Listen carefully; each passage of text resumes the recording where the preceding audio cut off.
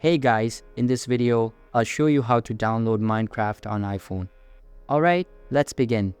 First, open the Settings app on your iPhone or iPad. Make sure you are connected to an active internet connection. If you have a VPN connected, disconnect it. Next, click on Screen Time, then select Content and Privacy Restrictions. Make sure to turn these restrictions off. Once you've adjusted your settings, go back to the home screen and open the App Store. In the search bar, type Minecraft and wait for the results to load. Tap on the Minecraft app when it appears. Keep in mind that Minecraft is a paid app.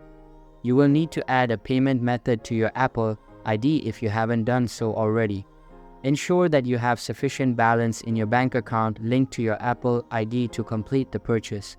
Unfortunately, there is no method to get Minecraft for free on your iPhone or iPad, so be prepared to make a purchase.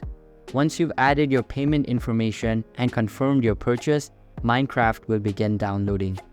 After the download is complete, you can find it on your home screen and start playing. So that's basically how you can download Minecraft on iPhone.